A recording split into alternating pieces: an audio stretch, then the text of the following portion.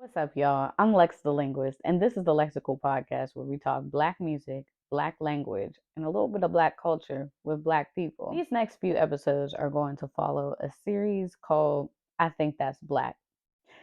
So, today's episode, we're going to be talking about ghetto versus culture. And why can't ghetto be culture? Why can't it be both? I wouldn't be a teacher and a PhD student if I didn't start with some dictionary definitions. So, the definition of ghetto from the dictionary is resembling or characteristic of a ghetto or its inhabitants, especially with relation to African American culture. Let's break that down a little bit. So, in Times Magazine, there was this article put out in 2019 by Daniel Schwartz, and they were talking about how segregation really changed the meaning of the word ghetto. So, African Americans uh, really began employing this word ghetto to refer to their own residential segregation as early as like the 1910s.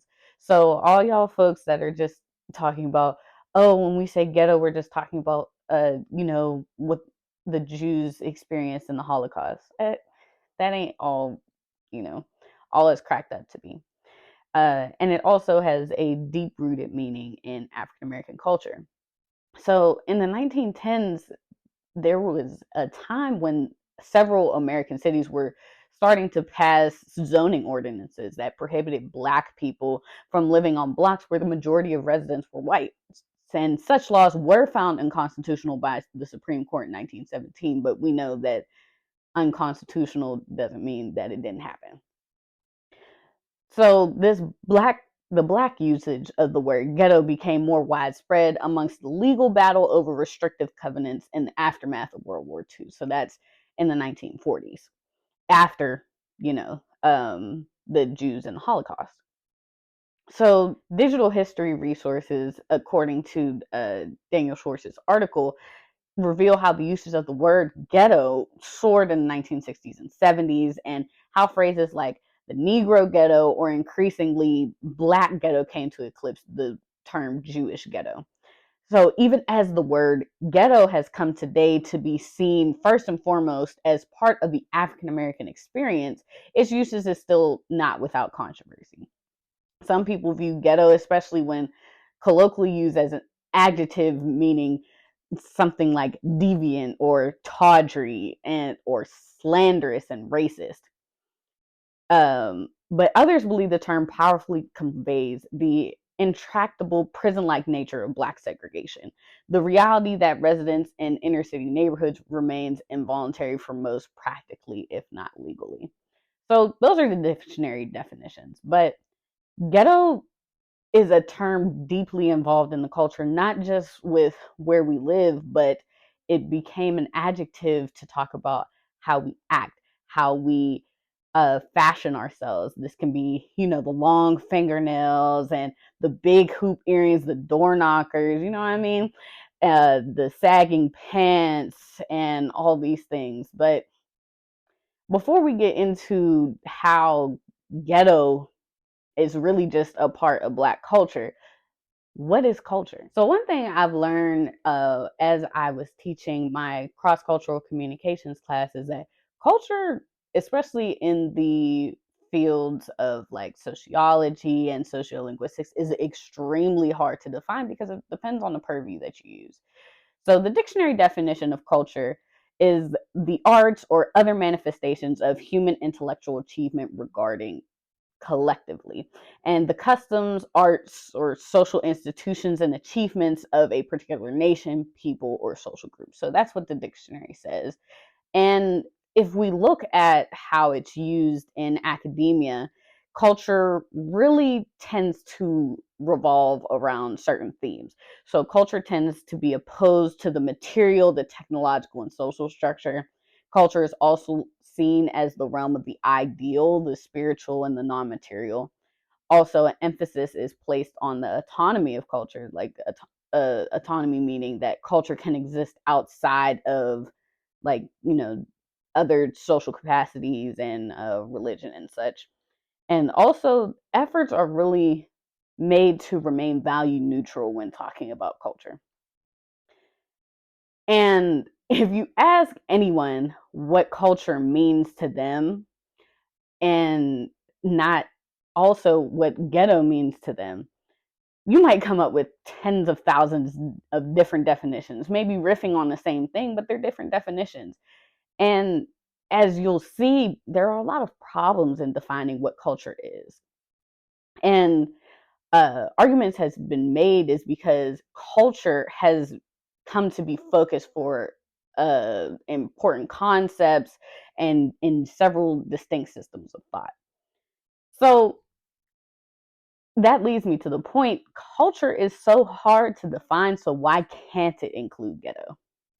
The way we speak about what is within and outside of a culture, a way of living, a human intellectual achievement regarded collectively, how we look at that, why the way we talk about it, why can't ghetto be culture? And that brings me to talk about one of my favorite topics, I think, which is hip hop culture. Where does this fit in this conversation with ghetto versus culture and, trying to join them both? So, hip hop culture, um, a lot of people think of, the long fingernails, the twerking, the different, group dances, maybe pill popping, depending on who you talk to, weed smoking, all those things. But hip hop culture really stemmed from being black, and then creating a space where blackness can exist by itself. Hip hop culture is more than being just a deviant way of being. It's being black. It's being unapologetically black. It's, how the door knockers glint in the sunshine, the braids going down to your tail, and the long fingernails. Even the sagging pants could be a part of that culture. But it's not just the clothes, but it's the language, how we speak, how we are authentically us as in black. And honestly, I was raised thinking that you had to live and act and be a certain way to be accepted in society. And I still think that's true. But the acknowledgement should be that blackness is not a monolith. Blackness is complete, and it's messy, and it's a big ass puzzle. This idea that blackness isn't a monolith really didn't make sense to me until I went to college. I went to the Tuskegee University in Tuskegee, Alabama, which is an HBCU, a Black IVTU, And here I really saw for the first time, you didn't just have to be one type of black. There was no one type of black. There were people that like punk rock music and pop music like me. There were honestly just so many different types of black people at Tuskegee that I met. A lot of them even becoming acquaintances and friends. My Tuskegee fam knows who they are. And I was, for the first time, able to see that I didn't have to be one way or another to be black. I just was. Blackness could be your long fingernails. Blackness could be 40-inch middle part bust downs. It could be your preppy suburban kids that really don't know no better. It could be so many different things. You could be in the books and not uh be considered talking or acting white, or you could not be that great at school and know that college isn't for you. But that's a human experience. It's not a black experience. Blackness is not a monolith. And like I said, it took me a long time to get there and accept that I could just be me and be black, and that was okay.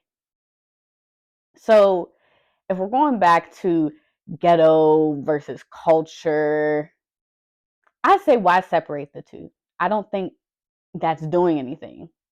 Why can't ghetto be culture? A lot of the things that we as black people do stem from large and entrenched traditions that came from the motherland, and we pay homage to that almost every day. It's okay if the long fingernails and the braids and the 40-inch bust downs and the sagging pants and the trap music is not for you. It might just not be for you, but you're still Black. And you can't throw the baby out with the bathwater. Just because you may not participate it, or even you may not like it, that might not be how you want to live your life. That's no reason to just throw out an entire large piece of culture that has more meaning than just, oh, it's not professional. It's not the way you're supposed to be talking if we're talking African American English. Even all my uhs and y'alls and things, they aren't completely professional in a traditional sense. And by professional, most of the times we mean white. Let's be for real. But by saying that we don't like these things and we think that nobody should participate in these things, you're saying that people shouldn't participate in culture, and that's just not right. We can't consider Blackness as this large monolith. So ghetto can be culture. Ghetto is culture. It's deeply entrenched. And we can't put Blackness in a box, or we just like them and we know who them are. Let's move forward and move past trying to separate what's ghetto versus what's culture. And let's try moving forward in the realm of nuance and accepting that just because it's not for you doesn't mean it shouldn't be. Thank you for listening to the first part of many in this series of I Think That's Black.